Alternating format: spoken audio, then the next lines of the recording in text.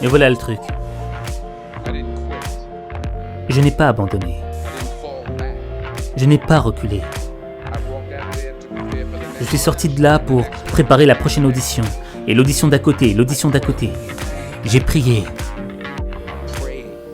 J'ai prié et j'ai prié. Mais j'ai continué à échouer et à échouer et à échouer. Mais cela n'avait pas d'importance. Faire que rien dans la vie ne vaut la peine si on ne prend pas de risques. Rien. Nelson Mandela a dit « Vous ne trouverez pas de passion en jouant les petits. Pour vous contenter d'une vie qui est inférieure à celle que vous êtes capable de vivre. » Maintenant, je suis sûr que dans vos expériences à l'école, dans vos candidatures à l'université, dans le choix de votre matière principale, de ce que vous avez décidé de faire dans la vie, je suis sûr qu'il y a des gens qui vous ont dit de vous assurer d'avoir quelque chose sur quoi vous appuyer, de vous assurer d'avoir un plan B. Mais je n'ai jamais compris ce concept. Avoir quelque chose sur quoi se rabattre.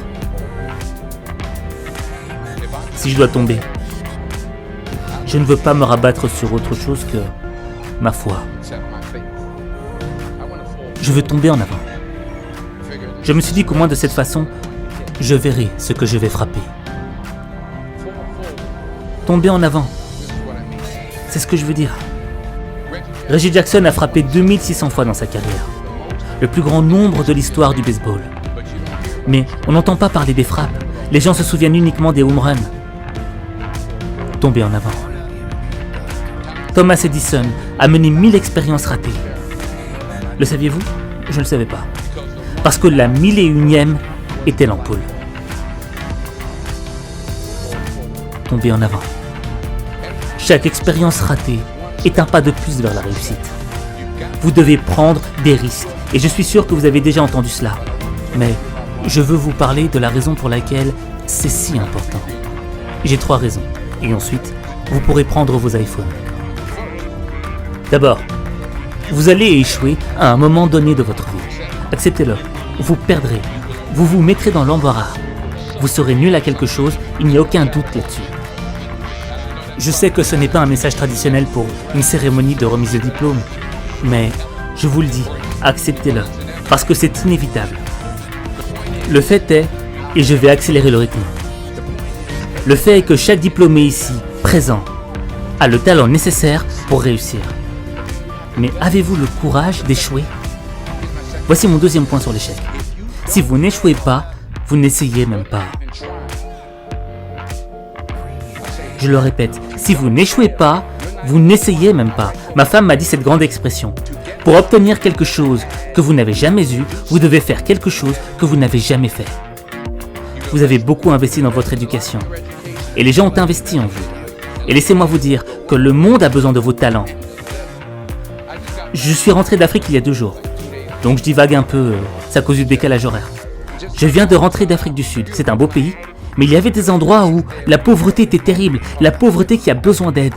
Et l'Afrique n'est que la partie émergée de l'iceberg. Le Moyen-Orient a besoin de vous, le Japon a besoin de vous, l'Alabama a besoin de vous, le Tennessee a besoin de vous, la Louisiane a besoin de vous, Philadelphie a besoin de vous.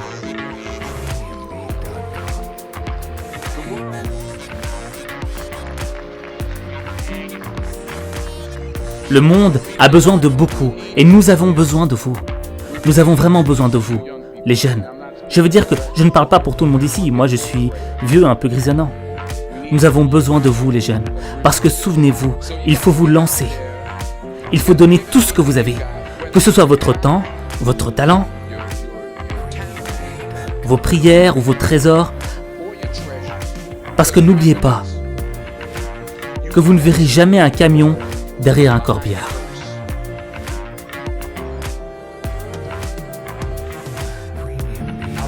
Je le répète, vous ne verrez jamais un camion derrière un corbillard. Vous ne pouvez pas l'emporter avec vous. Les Égyptiens ont essayé. Et tout ce qu'ils ont eu a été volé. La question est donc de savoir ce que vous allez faire avec ce que vous avez. Je ne parle pas de combien vous avez.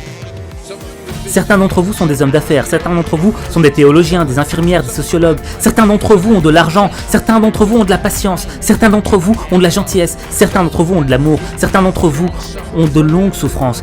Quoi qu'il en soit, quel que soit votre don, qu'allez-vous faire de ce que vous avez? Très bien. Voici maintenant mon dernier point sur l'échec. Parfois, c'est la meilleure façon de savoir où vous allez. Parce que prendre des risques, ce n'est pas seulement chercher un emploi. C'est aussi savoir ce que vous savez et ce que vous ne savez pas. Il s'agit d'être ouvert aux gens et aux idées. Parce que les chances que vous prenez, les gens que vous rencontrez, les gens que vous aimez, la foi que vous avez, c'est ce qui va vous définir. Alors, membres de la promotion 2011, voici votre mission. Lorsque vous quitterez les confins amicaux de Philadelphie, ne vous découragez jamais. Ne reculez jamais. C'est ce qui va vous définir. Et quand vous tomberez tout au long de votre vie, et peut-être même ce soir après quelques verres de champagne, souvenez-vous de ceci. Tombez en avant.